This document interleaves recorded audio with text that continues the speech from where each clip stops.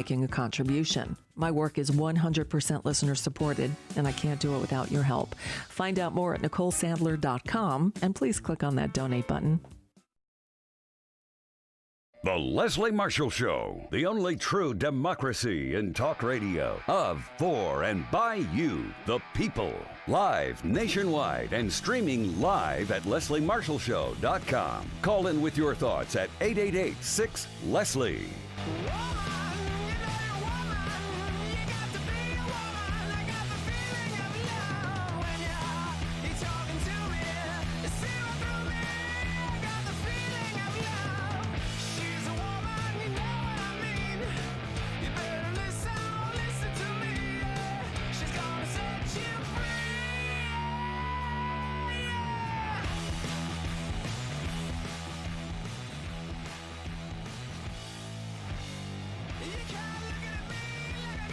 Here to set you free, and my computer is acting up. So I can see Scott, you're huge. I can see me, and I'm like, where's my text? And here we go. I'm Leslie Marshall. Scott Paul is going to be joining us. He is in the house, and we are so glad to have him with us when we are nearly taking time off. I would imagine you are too, Scott. Let me just, Mark, how do I get out of this big screen so I can see things here? I don't know how to downsize anything, I don't know. No, that's not working. Okay, exit full screen. There we go. Nope, it's still doing it. Love you guys. Love seeing you, but I need my text as well. Otherwise, I can't memorize what we're talking about. Here we go. Scott Paul's with us today. And as you know, Scott, and I know, is president of the Alliance for American Manufacturing. The AAM are a partnership established by some of America's leading manufacturers and the United Steelworkers Union. And for over a decade, Scott and the AAM have worked to make American manufacturing a top-of-mind issue for voters and our national leaders. They've done it through effective advocacy, innovative research, and a savvy PR strategy. But Scott, welcome back. I had you on enough. I should know that one by heart, right? There are some things that I have memorized, but opening lines probably are not among them, Leslie. So it's good to be with you, nevertheless. Yeah. Absolutely. Good to have you. You're looking good. Family well. Everybody's good. We feel remarkably blessed under the circumstances, and I think we all agree that 2021 is going to be exponentially greater than 2020. You and I have talked about China in the past, and we've talked about manipulating currency. We've talked about the disparity and the lack of equality when it comes to import and exports.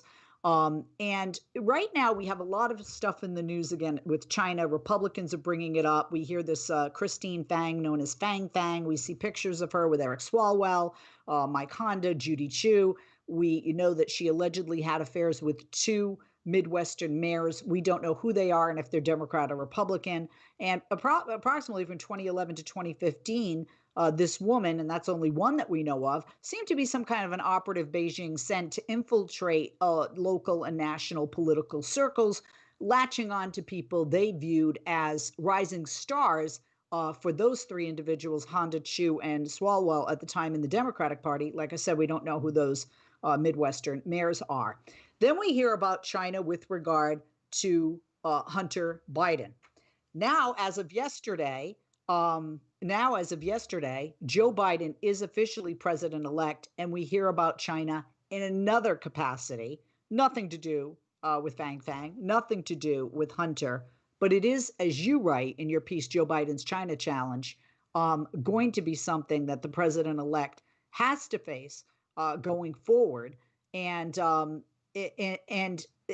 President-elect Joe Biden has met with China's leader, and it was 8 times over nearly, a very short span of time. Of course, it was about a decade ago.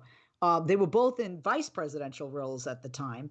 And Joe Biden says he wants to build a relationship with China, build a relationship with Xi Jinping. Is this a good idea? Is this necessary? And is anybody, regardless of their party, confronted with that same dilemma? Because we do have business in China. We do business with China. but China's been a problem for us for many years. Yeah, it sure has, Leslie. It's a big question. We could spend episodes talking about this. So, but I'll try to crystallize it in a minute or two. And first of all, I do want to say that we obviously have major tensions with the government of China, which is run by the Chinese Communist Party. We should acknowledge that Chinese citizens have no right or no ability to change their government peacefully. They just don't. It's an authoritarian state. And I think we both agree that vilification of people because they're from a certain nationality is wrong. So Chinese Americans, good, productive citizens, immigrants who have come here to try their lives better and who have sought out America. So I just want to make clear in my criticisms of China that I'm not implicating any Chinese Americans or Chinese citizens in this, but I am going to forcefully push back on the actions of the Chinese government because it is downright hostile in many ways. The spying episode certainly shows that.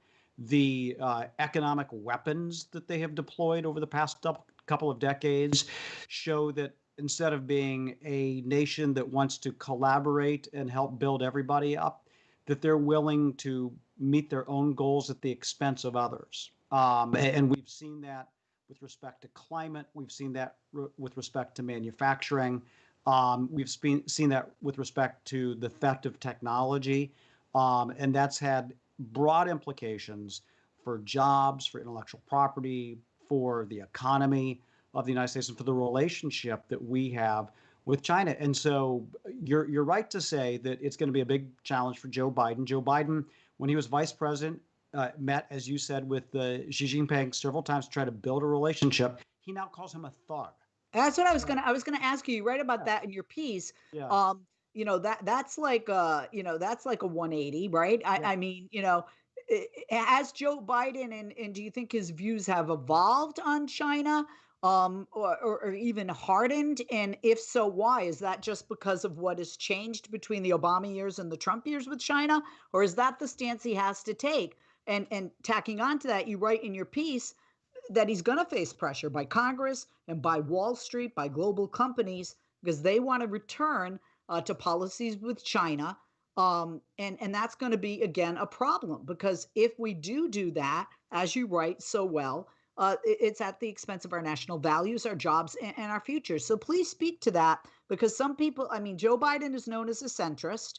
We knew who he was as senator, as a vice president. We have an idea of who he said he was going to be and says he's going to be as a president, but he clearly has seemed to change his mind, at least on the leader of China. Yeah. Does that mean he will change his mind on the way he will deal with China? And will that be difficult for him with Wall Street and global companies in Congress? It's a really important question. And like the vast majority of national Democrats and Republicans, Joe Biden wanted to give China a benefit of the doubt about 2 decades ago and say, well, if we lift them into the global economy, perhaps the Chinese government will adapt these reforms and will become more democratic. It was an experiment. It was a test. Now, I wasn't willing to cut China that slack. I've been a critic of China since I came into public service back in 1989, just as Tiananmen Square was happening. And I was like, we should not write them a blank check. I think this is a big mistake. Others, Joe Biden included, were willing to look at it and say, well, let's see what we get here. And what we've gotten is a big disappointment. There is no doubt that China has grown tremendously. There's no doubt that our economies are very intertwined now. But there's also no doubt that China has not changed or leaned or arced in any way towards what we would call commonly held like human rights and values. You see what's going on in Hong Kong with the arrests and the crackdown. You see what's happening with the Uyghurs, which looks like genocide, which is just unimaginable to think about in the 21st century that this could be happening. And then you also look at, again, China's kind of economic nationalism and their approach, which they're willing to boost their economy at the expense of others. So this leaves Biden some very difficult choices. And I do believe that they realize they have to have conversations with China. I think they also believe that Trump's approach was very transactional. He just wanted a deal, wanted to make him look good. And that Trump wasn't willing to talk about human rights or democratic values or anything like that at all. And so I think that the relationship will be more nuanced. And since I wrote that piece, I would also add that Biden's announcement of who the United States trade ambassador is going to be, Catherine Tai, is a good one. And she cut her teeth like doing China trade enforcement, and I know her, and she's very good on that. And so I think that Biden can be tough on China, but it's probably going to be much more strategic and look a lot different than the ways in which Trump tried to handle it as well. And I think it needs to be, as you pointed out. That's one of the reasons I brought up at the beginning, even though AAM is non-political organization, because sadly the economy and the politics with China are intertwined. How do you do business with a nation that has gross human rights abuses? Like you said, looks like there are internment camps with the Uyghurs, and I mean the list just goes on. We're going to take a break. We'll be back with Scott Paul. We'll be back with you right after this. I'm Leslie Marshall. Don't go away. If you're worried your friend may be struggling, remember, you don't have to be there to be there. You could say, how are you, or get a fake tattoo. You can ask with an app if it works for you. You could write them a text or knit them a sweater. If you can't be together, you could write them a letter. Whatever gets you talking. Whatever gets you talking. You could chat on the game, kick off your flip-flops. You can ask on your couch while you binge watch. However you do it, you gotta ask a friend. And if they don't share, you can ask again. Whatever gets you talking. Whatever gets you talking. Reach out to a friend about their mental health. Learn how you can help at seizetheawkward.org. Brought to you by the Ad Council, American Foundation for Suicide Prevention, and the JED Foundation. I was in the middle of the Atlantic Ocean when it happened. There was a sudden jolt and our submarine crashed on the seafloor. We were in total darkness. That's Dr. Dejana Figueroa, a marine biologist and STEM teacher, talking about a deep sea dive she'll never forget. It's funny, when I was a kid, I was afraid of the ocean. And there I was, 2 miles below the surface. But as a scientist, you prepare for that. Using our training and a little creativity, we fixed the sub and finished our experiments. The dive was just too important. Every dive gives us glimpses at things few people ever get to see. Glowing creatures, fiery undersea volcanoes. When we got back to the surface, I kissed the ground and called my mom, of course. But you know what? I wouldn't trade that dive for anything. Dr. Figueroa uses her passion for STEM to discover new things and make the world a better place. She can STEM, so can you. Check out She Can STEM for more stories and inspiration. A message from the Ad Council. I'm Rick Smith, and this is Labor History in 2. On this day in labor history, the year was 1921. That was the day Kansas National Guard troops marched into Crawford County coal fields to quell the Mother's March. 8,000 miners went on strike that September to protest the jailing of their United Mine Worker District leader, Alexander Howitt. Howitt was found guilty of violating a statewide strike injunction for calling workers out on strike in 1919. Governor Henry Justin Allen had established a state industrial court which ruled strikes illegal. Howitt's members considered it a new kind of fugitive slave act. They likened their jailed leader to a modern-day John Brown. The United Mine Workers opposed the court and the increasing number of unauthorized strikes. Many district leaders were divided over this protest strike and chose not to support it. The strike also divided the membership, and some went back to work. Conditions worsened after 3 months until the striking miners' wives took matters into their own hands. They met in Franklin to organize a march that would effectively shut down the mines. Their numbers grew from 500 that first day to over 4,000. According to Benjamin Guzin, for 3 days the women stormed area mines, obstructed traffic, and assaulted workers. When met with resistance, they threw red pepper at scab workers and overturned their lunch buckets, showering the miners with coffee and what had been intended as their midday meals. 4 companies of National Guard troops, including a machine gun division, arrived to stop the march and break the strike. The press derisively referred to the women as the Amazon Army. Many women were arrested, but mobilized their newly won voting power to unseat anti-labor politicians the next spring. As a result, the state's industrial court was ruled unconstitutional. Like what you hear? Check out more at laborhistoryin2.com. If you miss Leslie on TV this week, catch up at lesliemarshallshow.com.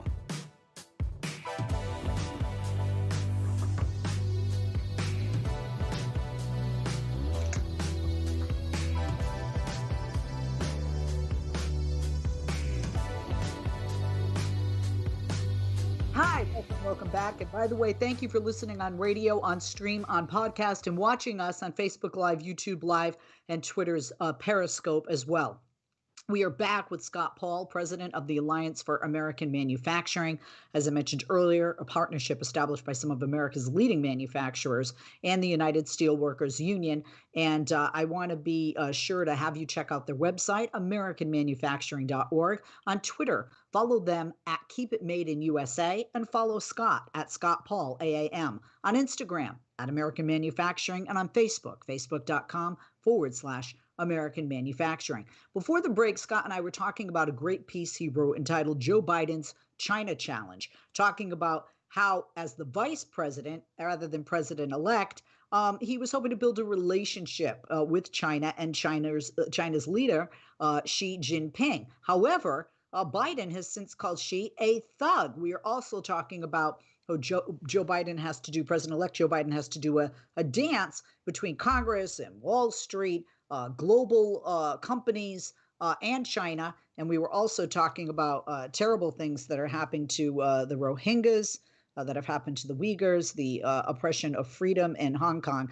Scott, thank you for holding. Welcome back. I want to ask you, based on all of that, the political landscape and the economy, are we seeing a growing agreement among the left and the right, among Democrat and Republicans, with China and the best way to deal with China? Because there are 2 issues, political issues with China and economic issues with China. I mean, whether we like it or not, we are in bed with China.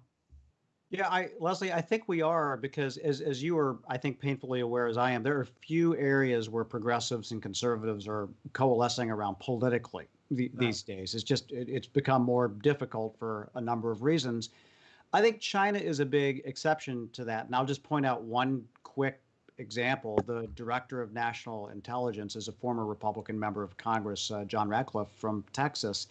He wrote a piece in the Wall Street Journal on China, and it was very provocative, and it was essentially saying China is going to present a challenge to the United States like the Soviet Union did after World War II, which is a really big statement to make, obviously. Yes. Because if you think, I'm a Gen Xer, I know we're contemporary. I mean, we grew up with this, and it dominated kind of American life in so many ways. And so to think about that, it is honestly kind of distressing. And there's some people who think that Ratcliffe was kind of like making this a very much an us versus them argument. But I will say Adam Schiff, no fan of the president, chairman of the House Select Intelligence Committee, who also ran the impeachment proceedings. So he doesn't want to do anything for Trump.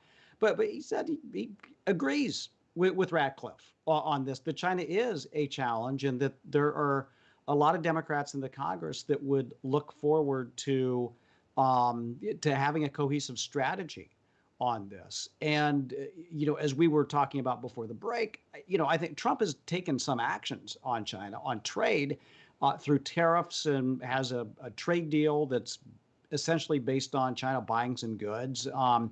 But Hong Kong, set aside. The Uyghurs, set aside. Some of the other systemic reforms that we'd like to see, set aside. And meanwhile, we've frayed our own alliances, and China's trying to grow its clout. And so it is really a very important moment. And I am very confident when I say that this will by far be the most pressing foreign policy concern that Joe Biden will deal with as president of the United States. And it is a foreign policy concern that has dramatic economic repercussions for the United States. Because unlike the Soviet-U.S. great power competition, we did not trade with the Soviet Union. They didn't want to. We didn't want to. Our economies are incredibly intertwined. And we have gobs of imports that are lined up to come into the United States off the California ports every day. We send precious little back. We've seen what that kind of relationship has done to our industrial base. We've seen the kind of intellectual property theft that's occurred that's allowed China to rapidly scale up an advanced manufacturing sector. And has made us in many ways peers when it comes to supercomputing and high technology. And so it's very important to get this right and to do it in a way that acknowledges that, look, we can't tell China what to do, but we should be able to shape the relationship in a way where their behaviors aren't destructive to our citizens or our planet or peace it allows us both to grow rather than viewing this as it's either us or it's them, but we can't, proceed together. I think that would be a huge mistake. And we also saw, just hearkening again back to the U.S. Soviet great power competition, how many resources were drained both in the Soviet Union and the United States into just the missile buildup and all of that, and how that dominated so much spending for so many decades. And we should have a strong defense that is perfectly capable of defending our interests both here and abroad. But that doesn't mean we have to go. That doesn't mean that we should expect that it should be outrageous in the decades to. So the stakes are very, very high for Joe Biden as he takes office here. Well, as President-elect Joe Biden takes office, he's inheriting a lot. I mean, I wouldn't want this job. I don't think anybody really would want it, except Donald Trump, clearly. But first, he has inherited a very bad economy as a result of this pandemic. He has inherited the pandemic. And when you look at China, China has recovered with their pandemic faster than we have. China has recovered economically faster than we have. And in addition to all of that, you have, as you wrote very accurately, the Trump administration fell well short of its goals with China. So Biden inherits that as well. So how do you go forward with the trade deficit when you're crippled in a sense economically, physically, due to this virus and the challenges it presents, when you have this country, China, who's your enemy to a degree, your trading partner in another capacity, who is in better shape, who's coming to the table healthier with regard to the virus and the economic impact to their nation versus where we're at right now. Yeah.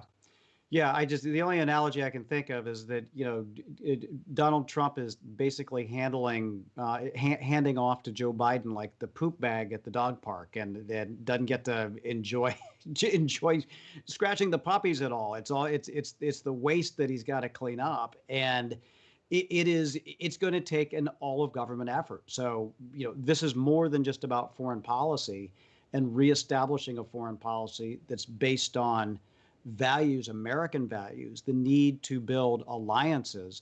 It's going to also take smart investments in our own innovation and our own workers and our own infrastructure so that we can be competitive and that we don't have to be so dependent on all those imports from China. Like, I want to see Tim Cook. I want to see Apple.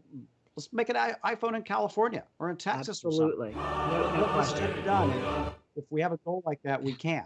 So, but unless Biden has that goal, it's not going to happen. It needs to be driven by that kind of presidential leadership, and it can't be a transactional thing like Donald Trump's like, you give me a deal, we'll sell some soybeans, we'll sell a couple of planes, and we'll leave you alone on the Uyghurs and Hong Kong. That's far too transactional for my taste, and it doesn't advance our interests. Absolutely. We're going to take a break and we come back more on China, but we're going to switch to something called currency manipulation, which you and I have talked about. And some people say, well, how does that impact us here in the United States? How do airplanes fly? What's in this box? Can I touch this? Where does sand come from? Is this tree good for climbing?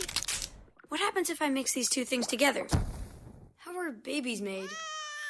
What does this thing do? Kids are curious about everything, including guns. Talking to them about gun safety in your home is a good first step, but you can do more. Always keep your guns locked, unloaded, and stored separately from ammunition. Storing your guns securely is the best way to prevent family fire, including unintentional shootings. For more information on safe gun storage and ways to keep your family safe, visit endfamilyfire.org. That's endfamilyfire.org. What do we keep in the attic? What's this thing called? Can I ride my bike backwards? Like I said, kids are curious. It's up to us to keep them safe. Brought to you by End Family Fire, Brady, and the Ad Council. Wake up and text. Text and eat. Text and catch the bus. Text and miss your stop. Wait. Text and be late to work. Sorry, I'm late. Text and work. Text and pretend to work. Text and act surprised when someone calls you out for not working. Who, me? Text and meet up with a friend you haven't seen in forever. Hi. Oh, hey. Text and complain that they're on their phone the whole time. Text and listen to them complain that you're on your phone the whole time. Text and whatever. But when you get behind the wheel, give your phone to a passenger. Put it in the glove box. Just don't text and drive. Visit StopTextsStopWrecks.org. A public service announcement brought to you by the National Highway Traffic Safety Administration and the Ad Council. How are you going to keep them down on the farm after they've seen Angus? Not Angus, the breed of cattle, but Angus, the 1,000-pound, quote, farmer of the future. He is not actually a he, but an it, a robot, toiling away on an indoor hydroponic farm that is soilless and, yes, soulless. Programmed by a multi-million-dollar Silicon Valley startup named Iron Ox, Angus's homestead is an 8,000-square-foot concrete warehouse in a San Francisco suburb. The farm bot is more of a heavy lifter than a heavy thinker, wheeling around the warehouse to lift, move, and hand off large pallets of produce to another robot that, so far, hasn't earned a name. The human overseers of this robotic animal farm don't wear John Deere gimme caps, but clean room hairnets, apparently to prevent anything organic from contaminating the edibles or the bots.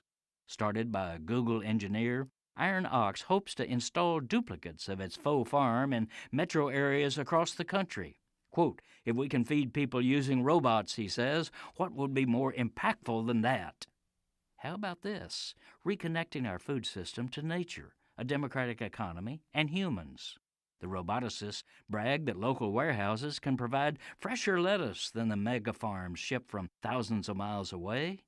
But wait, local farmers markets do that, and the consumer dollars stay in the community rather than being siphoned off to Iron Ox and Wall Street financiers of Angus robots. The robotic indoor farm hucksters quietly concede that their real business plan depends on, quote, sidestepping the cost of human labor and local farm owners. Instead of democratizing our food economy, their scheme concentrates food profits in a handful of absentee syndicators. This is Jim Hightower saying, even Angus must know that this is stupid. Follow Leslie on Twitter. Just go to www.twitter.com/Leslie Marshall, and we'll be sure to share your tweets.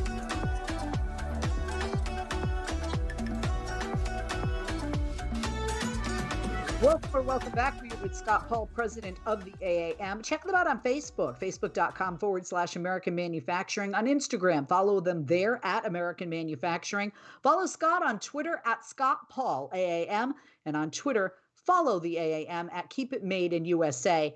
AmericanManufacturing.org is their website. Check it out. They have a lot of good information. And one of the things I always like is Scott and the AAM help me to buy American by finding out what is made in the USA, that you can help these local businesses during this very difficult time, during this COVID-19 pandemic, when a lot of people are trying to keep their doors open and keep food on the table for their families as well.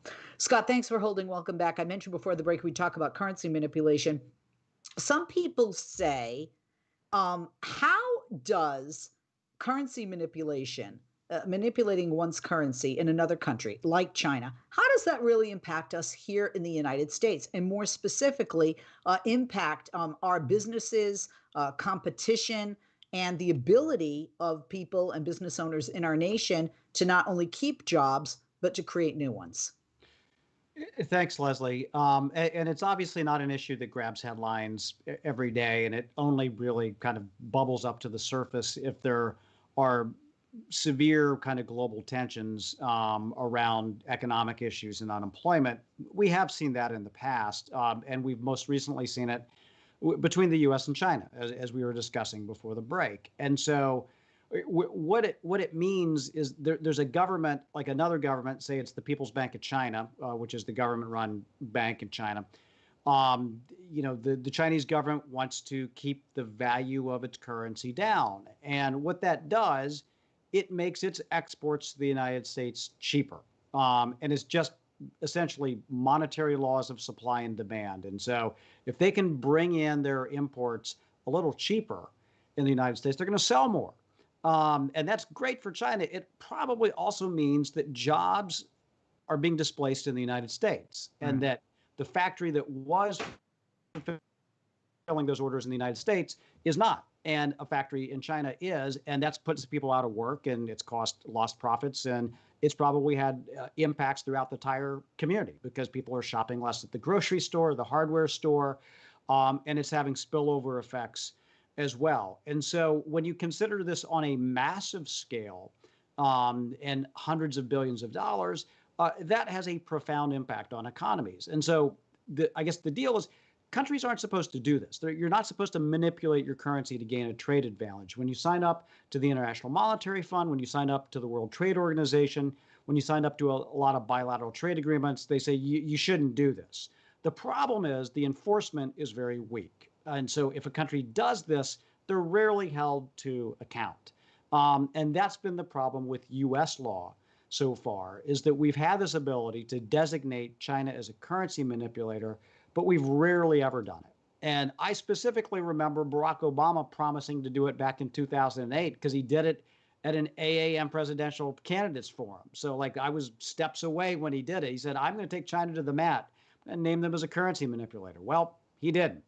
But for that matter, neither did Donald Trump, other than when he was really mad at them during the phase one trade deal negotiations, was trying to gain some leverage. But it was just because he was mad, and it wasn't because he really meant it.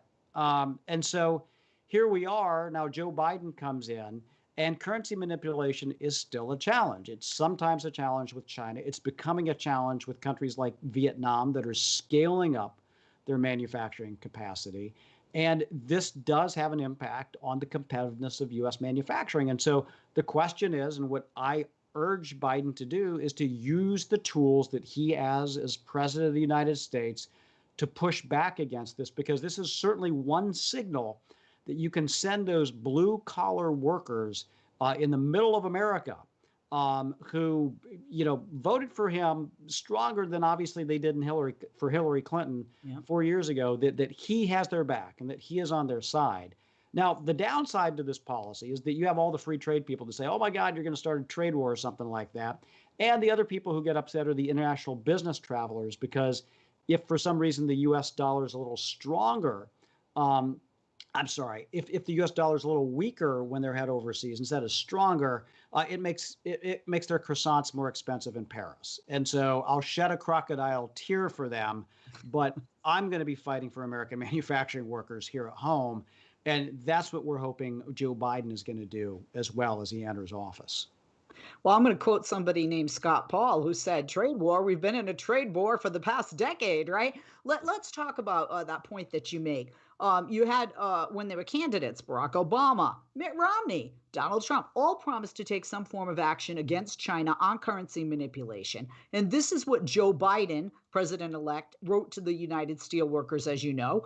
Quote, when it comes to currency manipulation, I oppose any and all attempts by foreign governments to artificially manipulate currency values to gain an unfair advantage in trade. In the past, certain countries such as China have illegally depressed the value of their currency relative to the dollar as part of a larger economic strategy aimed at making their exports relatively cheaper on world markets. This action has cost American manufacturers and exporters jobs they would have kept had our trading partners played by the rules. Under my watch, every one of our partners will adhere to sound economic and trade principles, and I will strongly oppose illegal efforts to manipulate currency as a way of gaining an advantage over American workers, and existing laws should be strengthened in any new trade agreements with enhanced transparency and consultation provisions, and, where needed, disciplines and enforcement to address the negative effects of manipulation. Sounds good. It's been said before. Why is this such a significant challenge and so difficult for a president to put into action as opposed to just giving lip service to it?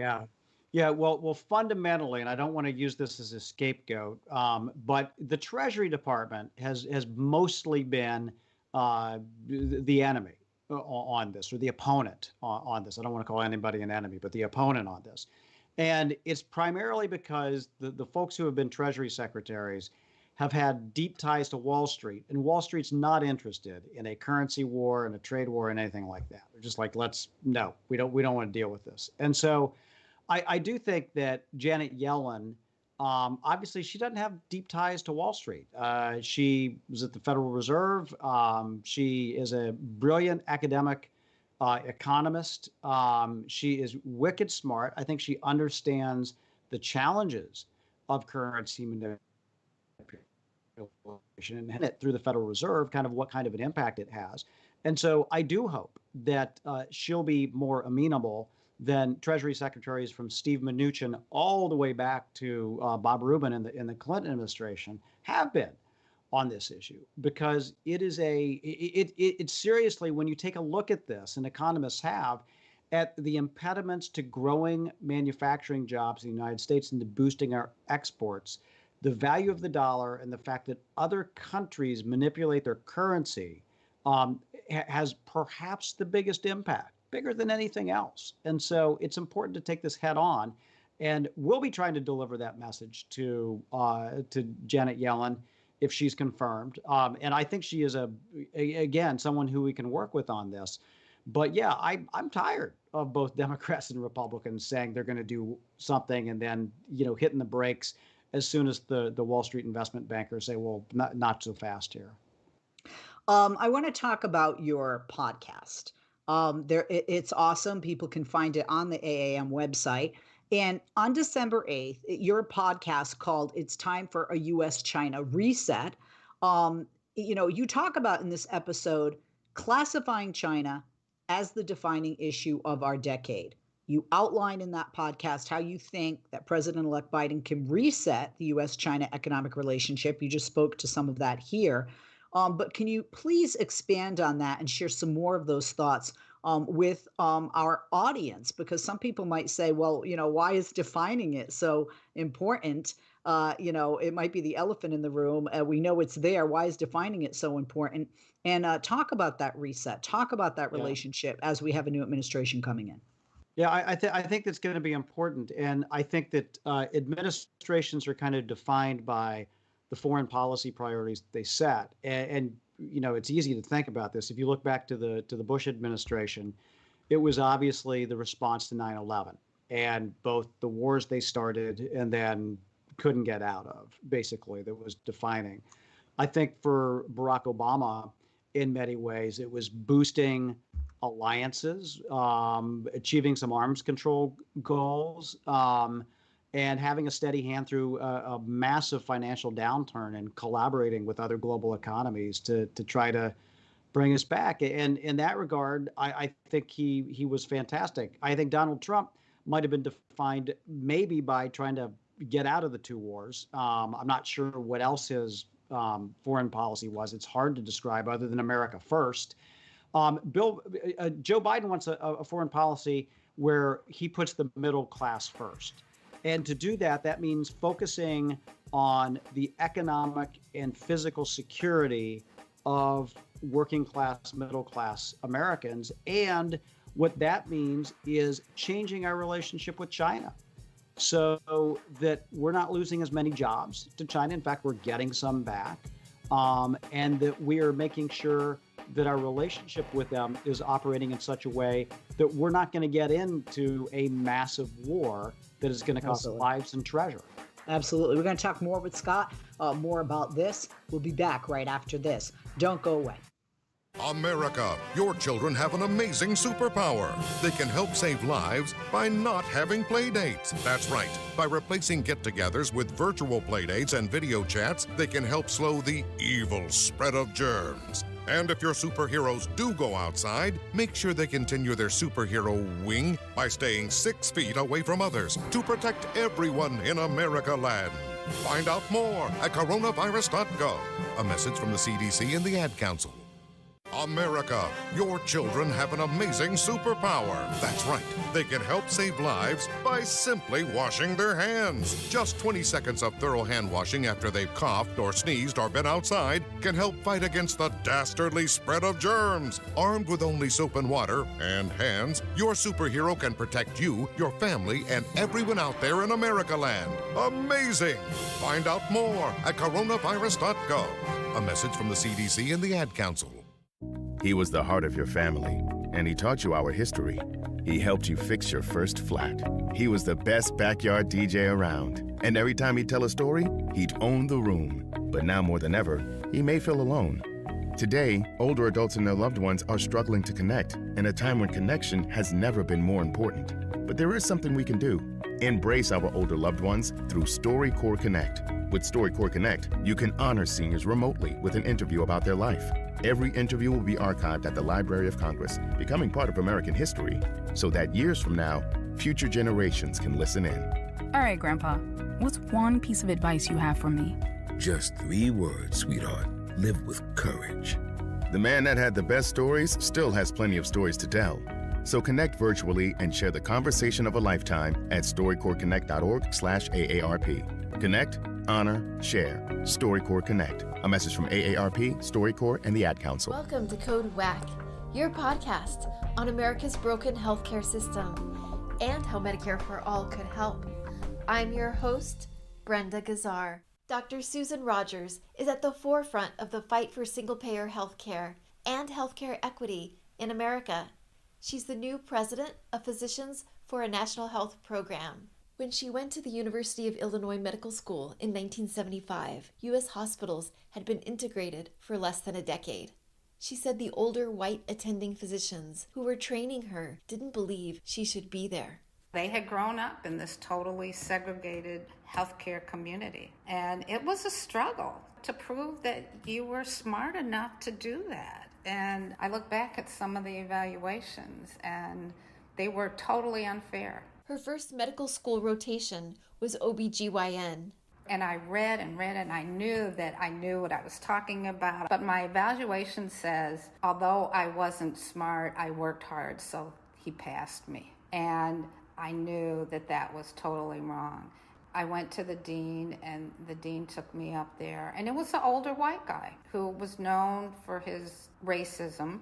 He said, well, if you don't believe me, you can talk to the residents. And I wish I had called his bluff. But even then, I don't know if the residents would have supported me versus supporting him.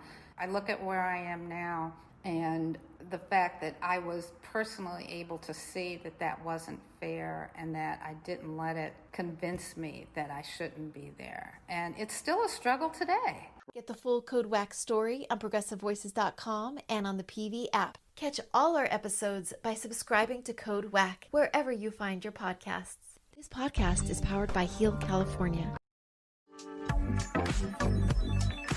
If you missed Leslie on TV this week, catch up at lesliemarshallshow.com.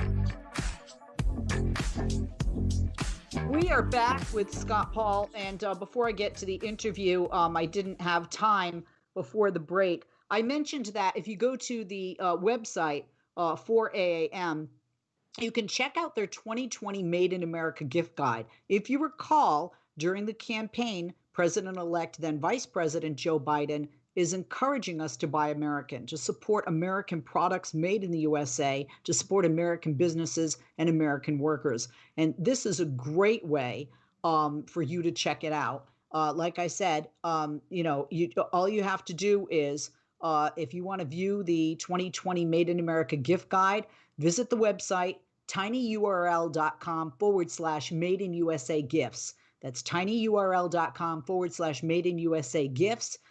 We are going to post that on our site as well. It has been helpful to me buying gifts for family members. And I feel like I'm doing something good for my nation, for our economy, and especially during this time where business owners are suffering, help some of those people out. We're back with Scott Paul, president of the Alliance for American Manufacturing. As president of the AAM, he knows a lot about manufacturing and he knows a lot about China. And as we have a new administration coming forward into, dealing with China, who we are forever in a very weird relationship with, entangled with negatives politically and positive and negatives economically. Scott has been talking about this on his podcast. Scott, thank you for holding. Welcome back. I had mentioned your podcast on December 8th. Well, let's talk about a podcast a couple of days later. On December 10th, your website on the website of the AAM website, where people can download and check out and watch and listen to the podcast. This one titled, "Will the U.S. Get Its Money Worth on Currency Policy?" And in the episode, you say that President-elect Joe Biden will assume office with powerful enforcement tools in hand. What are those tools and what should he do with them?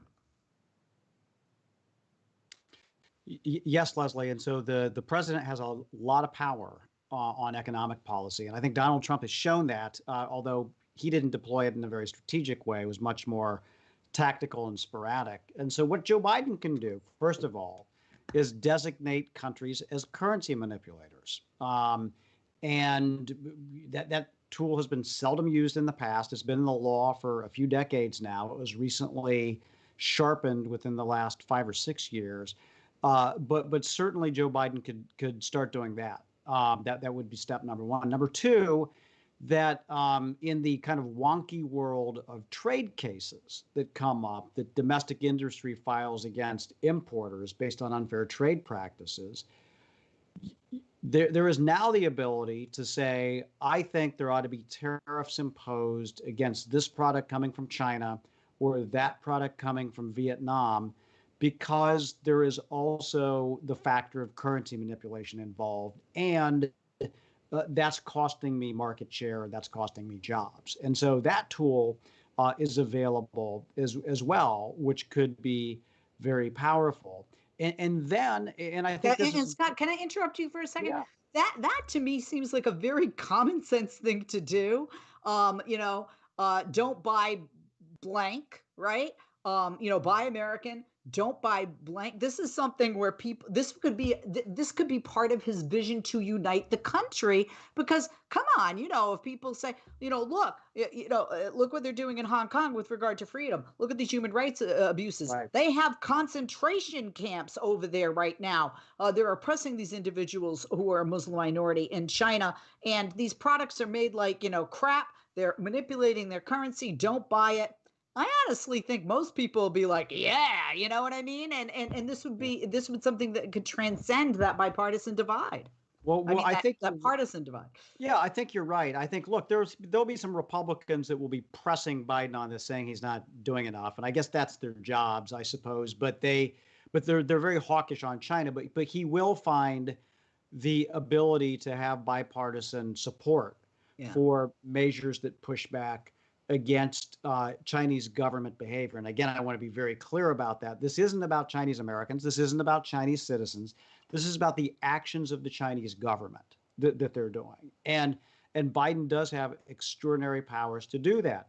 And the other thing, and I think this is very important, Leslie, in addition to having that right kind of pushback, what Biden has also said, and that Trump didn't do, is he's going to invest in America and make us more competitive from the inside as well. And you can't do that through giving tax cuts to millionaires or giving tax cuts to big corporations and expecting them to pass them on to anybody except for shareholders, because they don't. They haven't done that. We know that doesn't work. But if you invest in our infrastructure, if you invest in our innovation, if you invest in our clean energy, if you invest in our workers, you will get dividends. And we will sell more, we will make more, we will create more jobs. And that's at the heart of the Build Back Better plan. And you combine that with the right kind of pushback on China, and he can really change things. for manufacturing, and he can really lift up a new generation of manufacturing. It's going to look nothing like what Donald Trump thought it would look like with coal mills and jobs from the 60s. I'm talking about electric vehicles and wind turbines and solar panels and those supply chains and lots of products that we can make here at home, but we need the right leadership and we need the right set of policies to make that happen.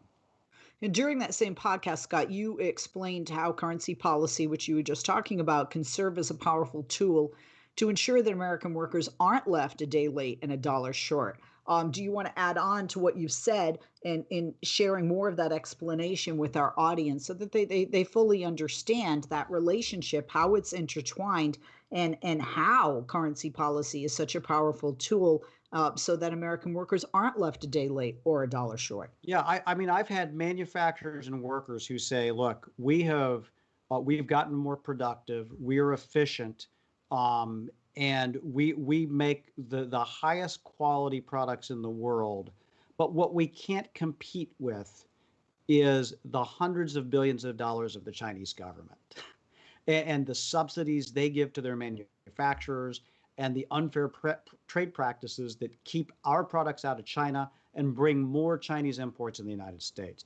And that's where no one is looking for a handout, but that is what they expect from the U.S. government to do, is to have their on those types of issues. And even though Donald Trump talked a lot about this stuff and did slap some tariffs on, it was not strategic. We have more imports coming in from China than we have for a long time. The policy didn't work.